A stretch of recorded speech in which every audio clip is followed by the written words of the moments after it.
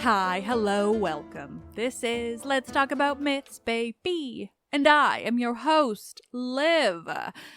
And today I am here with an episode, a re-airing, admittedly, but honestly one that I just thought I could not pass up on. And also, frankly, around this time I will have just finished the first ever group tour, and given I have been really mentally unwell, I'm just being kind to myself as I prepare for that travel. So I'm giving you a re-air because you know what? I'm staying sane. And I'm really afraid of being the center of attention in any way. So I'm so excited for this group trip, and also I'm terrified. But hopefully I figure it out and I just am, it's great. My social anxiety is fine. In which case, hopefully I'll bring you all more of those opportunities. Fingers crossed. But until then, I am here with that re-air episode. Can you tell that I've been recording a lot of things in advance? I feel like I'm slightly losing my mind. It's totally fine. At least I'm happy now. So I am here today with a re-airing of an episode from last year where I revisited the stories of Iphis and Ianthe and Canis/Caneus to look at these, the two transgender characters in Ovid's Metamorphoses, and I was really proud of how that episode turned out and how I was able to really dive a lot deeper into both of their stories because I really think they are both so interesting and so valuable. And then as I was listening back to my conversation from this past Friday with Joe Watson about those exact two same stories, I just was reminded how great those moments are in the Met, and also just generally how proud I am of this episode and how I think I did well in describing these really, really interesting stories. And now that you have Joe's insights on the translations, and I'm just so fascinated in how the two characters, both of them are trans men, but they are so different. Ovid depicts them so differently, and he's really interested in both of their stories in different ways, and it's just utterly fascinating. Joe's insights were really fucking valuable to me, so I just wanted to share this episode with you again, now that you have all of that, because I think it really adds something to it.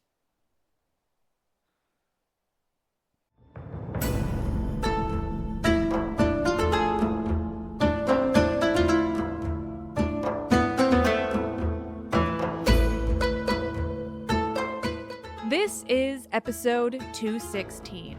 It's almost like being trans isn't new. Transgender transformations in Ovid's Metamorphoses.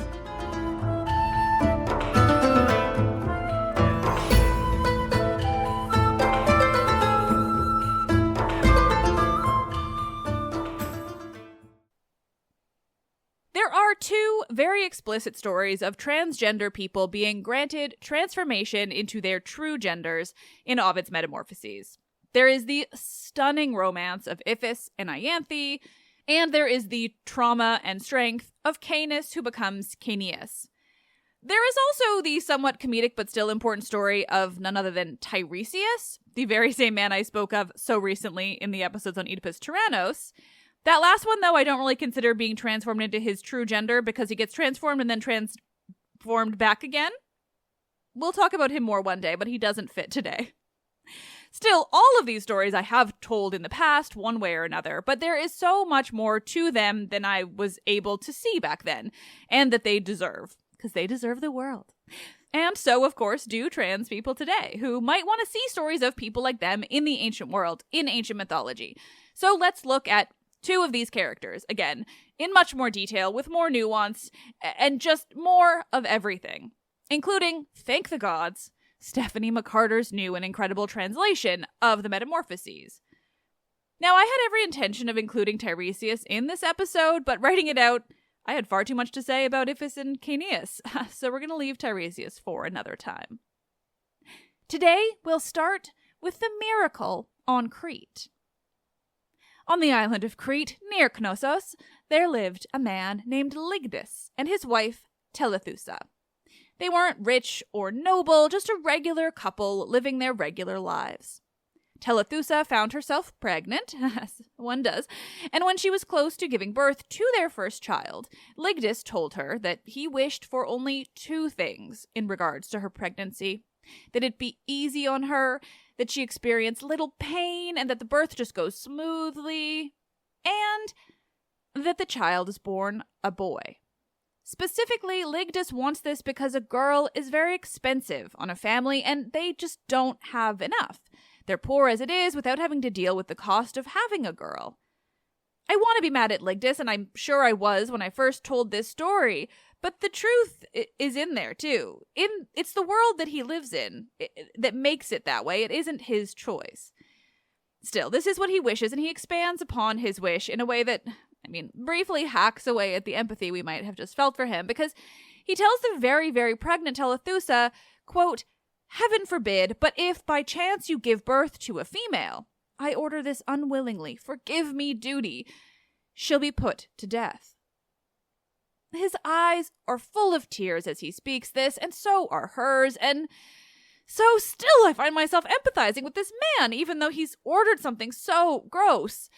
But he doesn't want to, he just sees no other way. They simply cannot afford a girl, and the world they live in is forcing his hand. That goddamned patriarchy. Telethusa, though, doesn't take this well, understandably. She wants to fight him on it, and she does. She never stops pleading with Ligdus to change his mind, to reconsider his horrible decision, one that she knows he doesn't want to make. Maybe, she thinks, if she can appeal to him in the right way, they can find a way to afford a girl. Certainly, there must be some way. But he never changes his mind, and so when she's just days, if not hours, away from giving birth, as she slept one night, she dreamed of the goddess Isis. An Egyptian goddess, but one that was not only popular on Crete, an island just north of Egypt, but in the broader Mediterranean world, Greece and Rome included, particularly at the time of Ovid and the centuries before him. She dreamed that Isis stood before her, shimmering and as goddess-like as one could possibly be. And she was joined by other Egyptian gods, Anubis, Apis, Bubastis, Horus, and even Osiris, along with a venomous serpent. They all appeared to Telethusa as she slept, but it was Isis who spoke to her. She said, quote, "Telethusa, my devotee, dismiss your heavy cares and foil your husband's orders. When Lucina assists this birth, don't hesitate to raise the child, whatever sex it is." When Telethusa woke with the memory of Isis's words in her mind, she was relieved and happy and just so thankful to the goddess. Now she had a plan. So when she finally did give birth and the baby was, as she had feared, a girl, she knew what she had to do. She hid it from her husband. He wouldn't be in the room after all, and so she could get away with pretending that the baby had been born a boy. Only the nurse who'd helped her give birth knew the truth, and she would keep the secret. And of course, because of how raising children went back then, how marriage and family dynamics worked, Ligdus just didn't ever have any reason to learn the true sex of the baby his wife had just given birth to. They named the baby, born a girl but to be raised a boy, Iphis. Telethusa is happy with the name. It was Ligdus's father's name, and so he'd picked it, but it was a unisex name, and that made Telethusa happy, like she was doing right by her child. Iphis grew up. 13 years pass, and 13 years is enough to seem well and grown in this world, grown enough that Ligdus was already arranging Iphis's marriage to a nice girl in town, a nice girl named Ianthe. Iphis and Ianthe knew each other well. They'd grown up together, learning from the same teacher, existing in the same world, becoming friends. And when they were old enough to feel it, both Iphis and Ianthe knew they loved each other equally.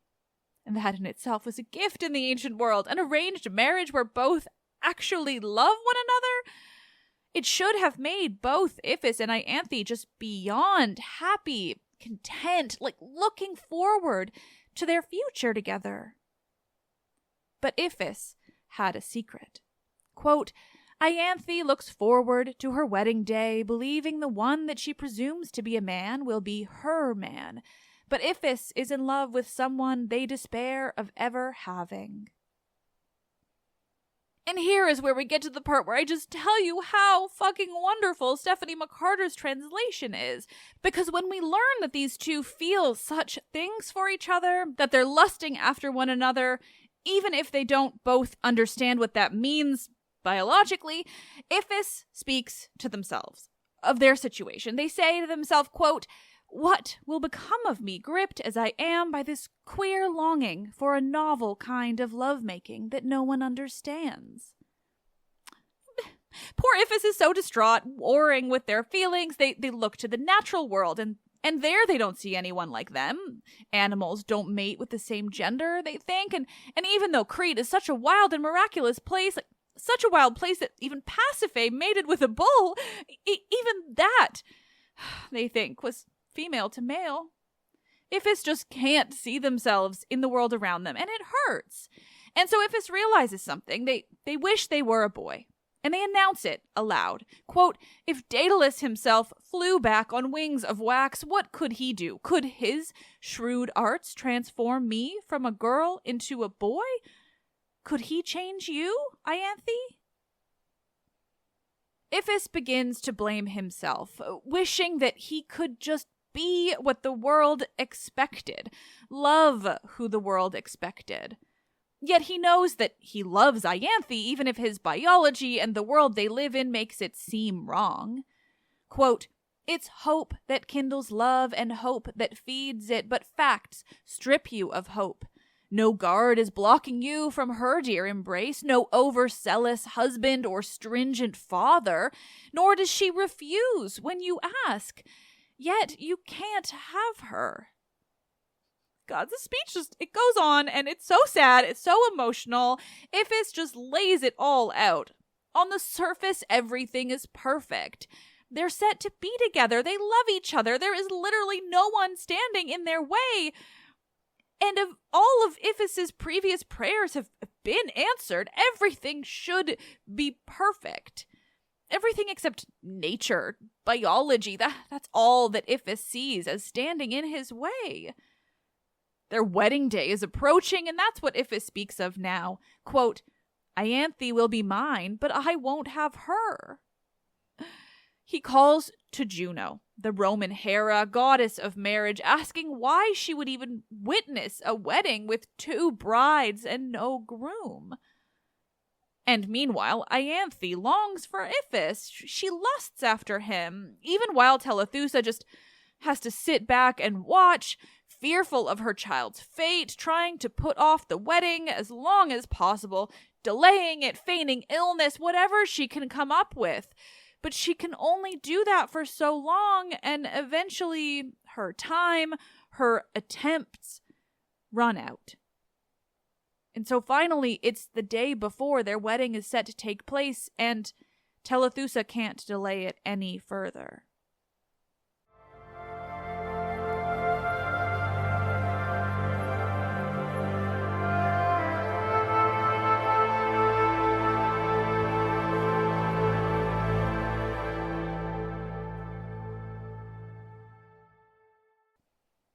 The day before the wedding of Iphis and Ianthe, Telethusa is frantic. She's been hiding this secret about her child for so long, and she can't avoid it anymore. She knows what Iphis wants, that he wants to be a boy, and that he loves Ianthe, that Ianthe too sees him as a boy. If Iphis were to biologically match what he feels inside and what everyone sees when they look at him, then all of their problems would be solved. The couple could marry as they both want to. They could live happily as they both want to. And gods, if that isn't worth everything in mythology. Two people who want to be together, who want to just live happily as the people that they feel that they are. And Telethusa sees all of this. So the night before the wedding, she kneels before Isis's altar, and she cries out to the goddess, quote, help us, I pray, and heal our fear.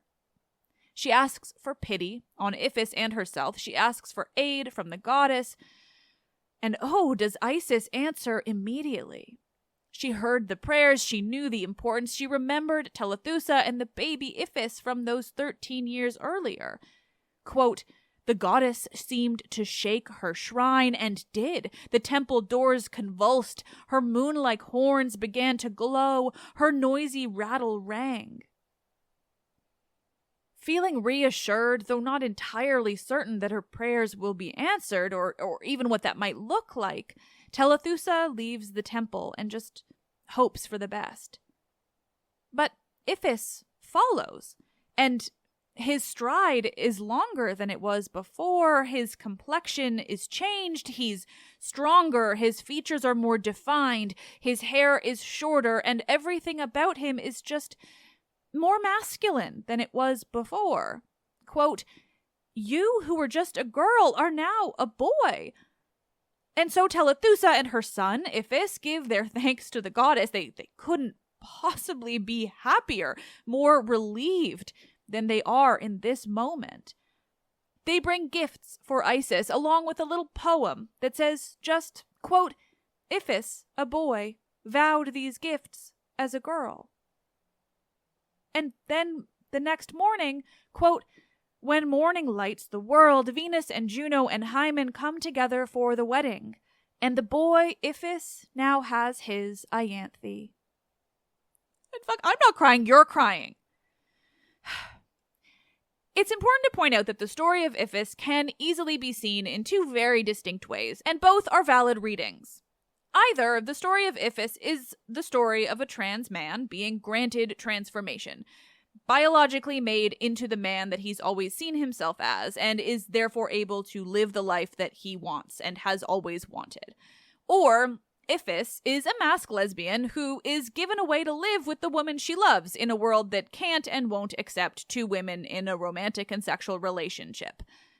The ways that Iphis fights internally and the idea of sex as two women, unable to see it as possible, comparing the idea to animals in the wild, things like that, it's really just indicative of just the Roman world at the time that Ovid was writing, and connects to that theory that I've now mentioned so many times, that maybe there were lots of ladies in the ancient world having awesome sexual relationships with one another, but no one ever saw it as sex, and therefore no one ever documented it because the idea of sex without penetration was just nonsensical.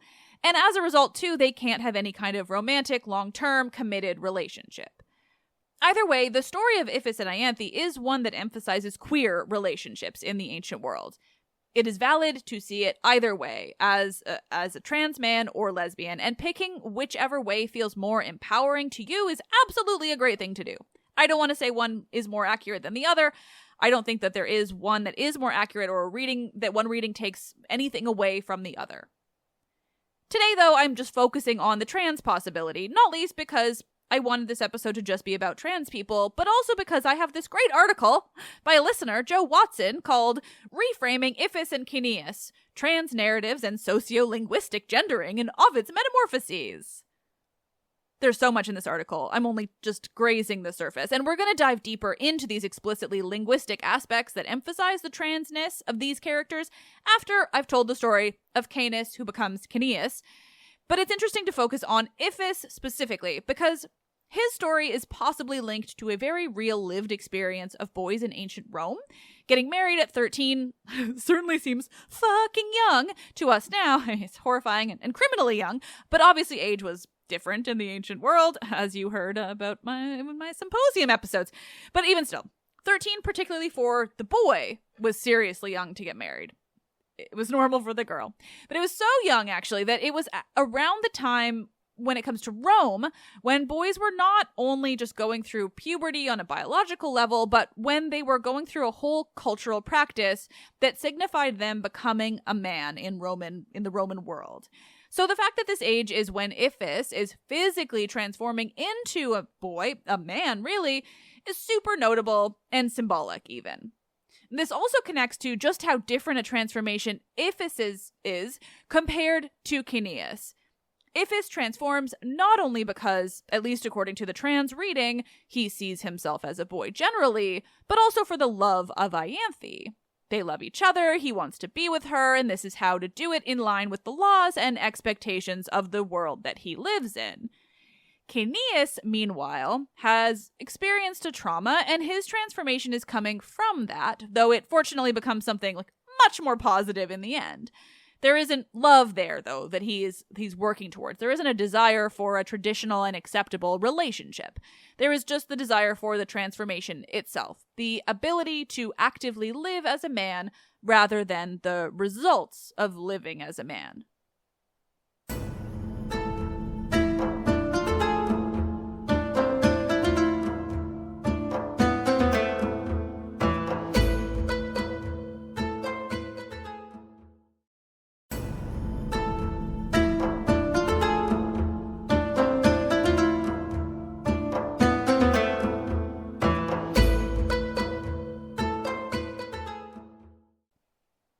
Before we get fully into the story of Caeneus transforming into Caeneus, a quick trigger warning, there is assault here, and it's Poseidon, so it's a bit worse to talk about than most.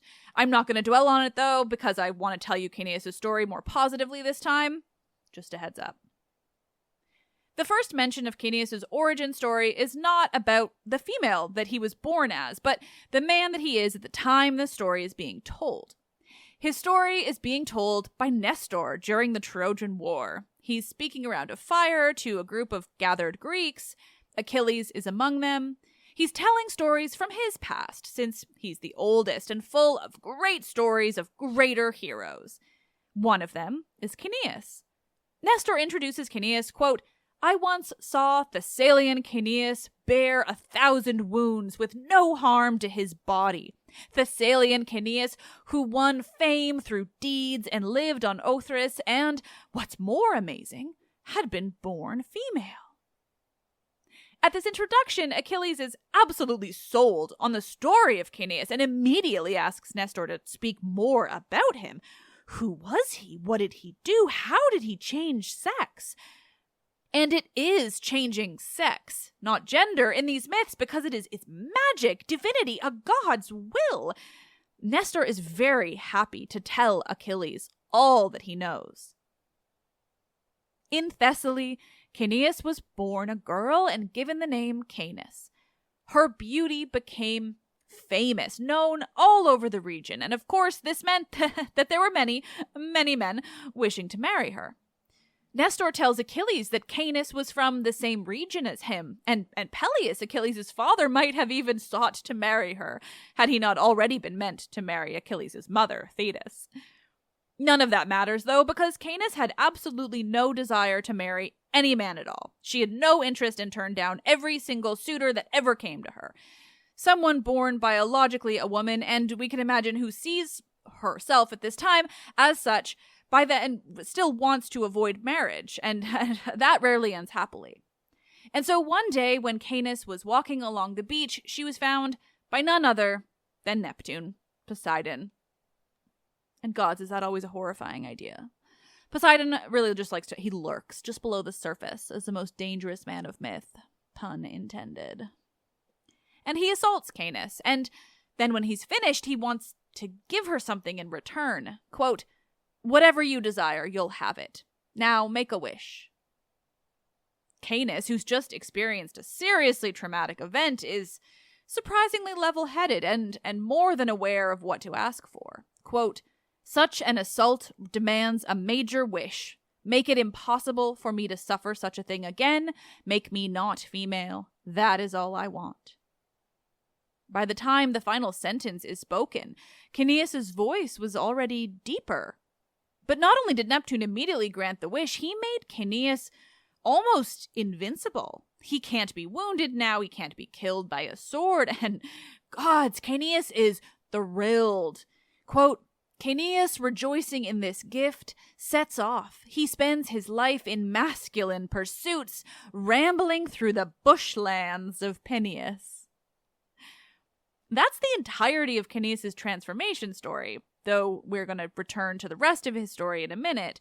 First, I want to dwell here, because when I first told this story, I really focused on the trauma response. The idea that Kineas had been assaulted and saw that the only way to avoid another experience like that was to be a man. And well, that's fucking depressing as shit. But it was my conversation with Stephanie McCarter about this new translation that made me want to revisit this story. She talked about the language that Ovid uses here and how it seems to emphasize the idea that actually this kind of transformation was what Kineas wanted all along. He was always a trans man, he just didn't really know it, or maybe he just didn't have the chance to live it until Neptune granted him the wish. Stephanie mentioned this in our chat, but this use of the word bushlands is so evocative here, so I'm going to read the end note that she has about it. Quote, Ovid uses a sexual pun as he presents Kineas in a masculine, penetrative role, roaming through the countryside. Arvum, plowable field, is a slang term for female genitalia, and plowing is a euphemism for sex. She even goes on to add that some scholars suggest that Peneus the Fields is actually a play on penis. All to say that with phrasing and innuendos like that, it's so intentionally included by Ovid, it certainly seems to, like this was exactly what Kineas wanted, rather than a last-ditch effort to avoid more trauma. It also implies that just like Iphis and Ianthe, Ovid also saw their transformations as positive outcomes for their characters. The transformations just solidified what these trans men already knew about themselves or gave them the opportunity to know it about themselves. They just had the fortune of having the gods there to help them transition biologically. And alternatively to Iphis, whose story is a bit more confused, uncertain in terms of how he feels about gender and himself, Kineas' story had additional layers that really emphasize that he is, and perhaps always knew, that he was trans. The whole story is actually told as a rumor that Nestor heard, whereas most of the story Nestor is telling during the war is his own experiences. This bit of backstory has come to him from elsewhere. He makes clear that while he doesn't know it for certain, he's telling the rumor about Kineas' transformation, and not for any salacious, gossipy reason, but because the history of this incredible hero only makes him more interesting, more incredible. Not for overcoming anything, mind you, just for being who he was.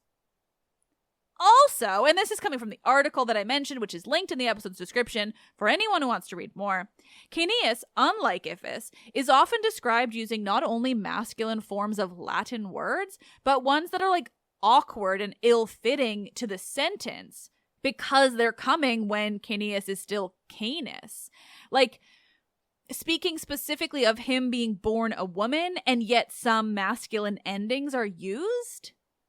I won't pretend like I know enough Latin to dive too deep into that, and I don't think you want me to anyway, but the point is that Ovid is being really intentional. He's using intentional and oftentimes weird and awkward and inappropriate almost language to speak about this distinctly masculine hero who happened to start his life as a biological woman.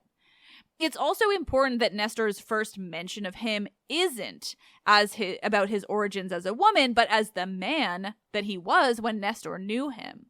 It's this epic Greek hero who'd done great epic Greek hero things. He was all man.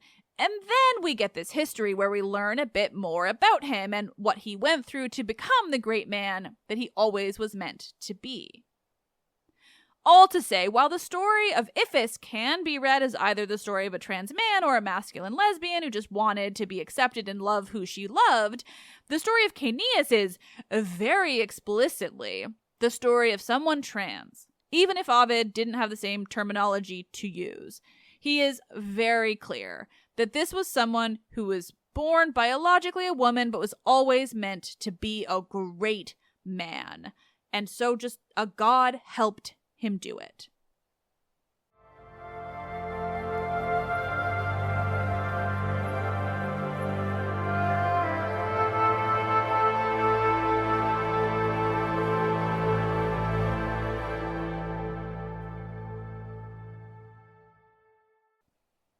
Kineas' story picks up later in the Metamorphoses, still in a story being told by Nestor during the war, but he picks it back up when he shifts to speaking about the war between the Lapiths and the Centaurs. We're back now to how he introduced Caeneus to begin with, as a man that he knew in his past. Caeneus, in all his almost invincible glory, is fighting the Centaurs alongside Nestor. But we also know that before this battle, Caeneus had also participated in the Caledonian boar hunt with our girl Atalanta, and even maybe was one of the Argonauts. Caeneus doesn't appear in any great detail in Greek surviving sources, but his general importance and bravery and skill in battle is pretty clear from what little that we know. He was always meant for greatness. And Ovid, too, seems to be the first source that actually gives Caeneus a backstory that includes being assigned female at birth, whereas in the Greek story, Caeneus only ever features described as a man. By the time we return to Caeneus as he is fighting these centaurs, he's already killed 5 of them. Quote, Stephalus, Bromus, Antimachus, axe-armed Pyracmon, and Elymas. I don't recall their wounds. I marked the count and names. And Nestor goes on, detailing the battle as it happened before him. The centaurs coming at them from all angles. He describes the centaur that Caeneus is about to go up against, named Letrius. And Letrius seems hardcore. He's one to be reckoned with. Nestor describes him stalking his enemy, flashing weapons, just waiting to take them all out.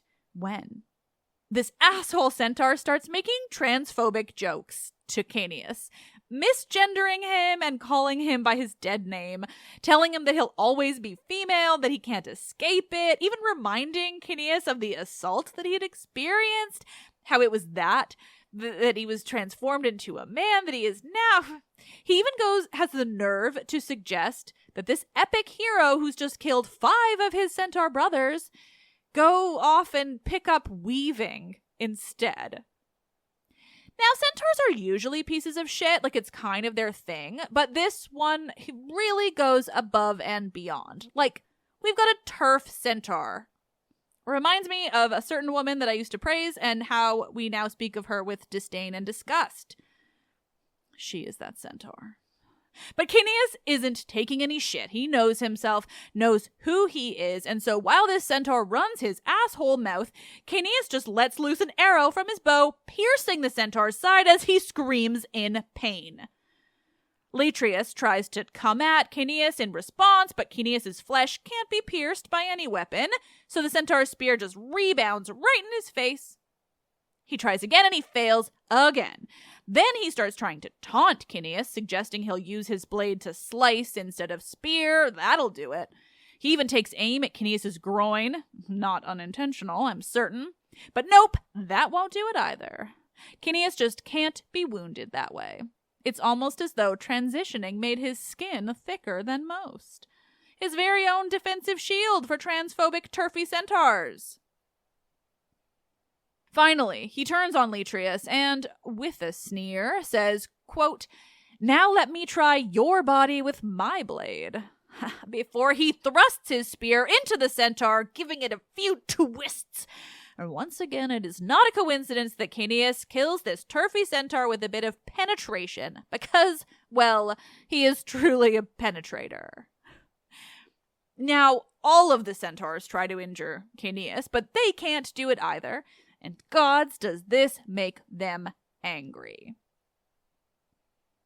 They are so pissed off and embarrassed. They can't handle that they're being bested by this man, that he's going to take them all out.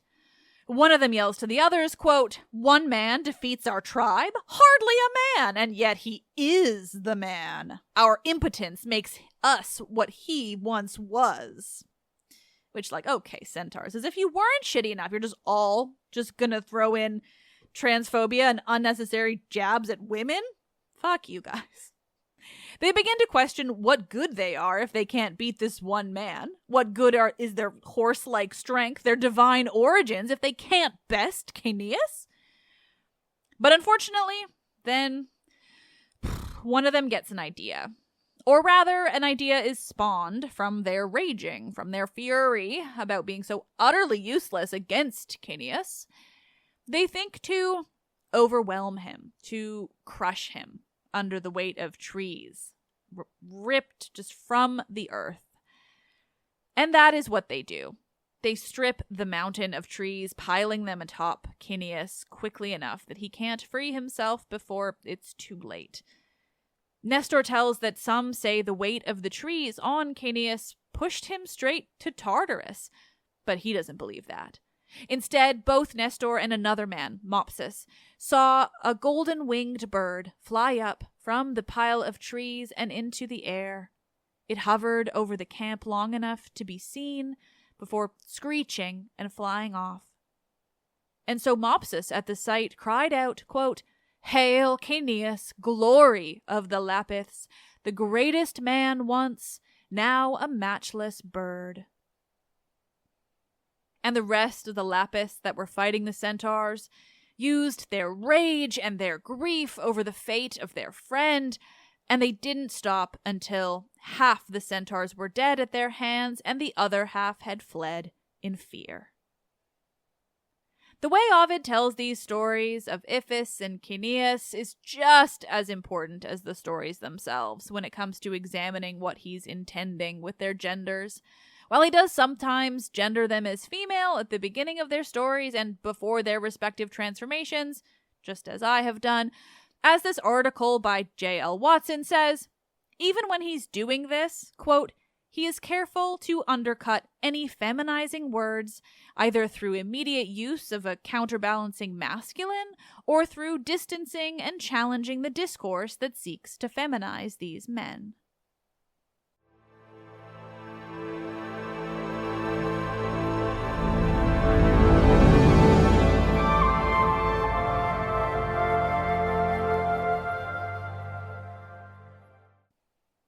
Oh, God's nerds. I am so fucking glad that I just revisited these two stories. Truly. And God, this article has so much more to say that I just can't fit into this episode, but it's really fascinating and really adds so much to the trans nature of these two characters and how Ovid wrote them. So if you're interested, I highly recommend reading it. It is free online, and I've linked to it in the episode's description, so it's super easy and super interesting. Huge thank you to Joe for sending it to me after I had just vaguely tweeted about looking at these stories again. It added so much alongside McCarter's incredible new translation, which was so intentional in its translation of trans stories like these. Also, just a special thanks to my upcoming conversation guest, Yentl Love, who's coming back on the show on Friday's episode. I'd had Cineas on my list to look at again ever since I spoke to Stephanie McCarter in the fall, but it was Yentl reminding me how Cineas stands up to transphobic centaurs. That was the extra push I needed. Trans stories are generally just super important, and certainly now more than ever, but I personally also I find such wonder in these stories that so specifically address trans characters in myth. Not only is it generally empowering to people now, but it also serves as such a brilliant and entertaining reminder that these stories and real trans people of the ancient world have always existed and have always sought to live their lives in a way that feels most true to them. Sometimes they get divine intervention, and I like to think that that might have been a bit inspirational to the real people dealing with similar life experiences, but also just wait for Yentl's episode because she also shares some anecdotes of almost certainly real-life trans people in ancient Rome that I had never heard of. I cannot wait for y'all to hear that episode. It's so good. But gods, I've talked enough today. So just thank you. Thank you all for listening. Support trans rights. Let's Talk About Myth Baby is written and produced by me, Liv Albert. Michaela Smith is the Hermes to my Olympians. God, she's just the best. She handles everything, running the YouTube, creating all my promotional images and videos, all those little cute clips on my Twitter and my Instagram. All Michaela. She's the best. Plus, she does editing and research and amazing. Laura Smith is the production assistant and audio engineer. The podcast is hosted and monetized by iHeartMedia. Help me continue bringing you the world of Greek mythology and the ancient Mediterranean by becoming a patron, where you'll get access to bonus episodes and more. Visit patreon.com/mythsbaby or click the link in this episode's description.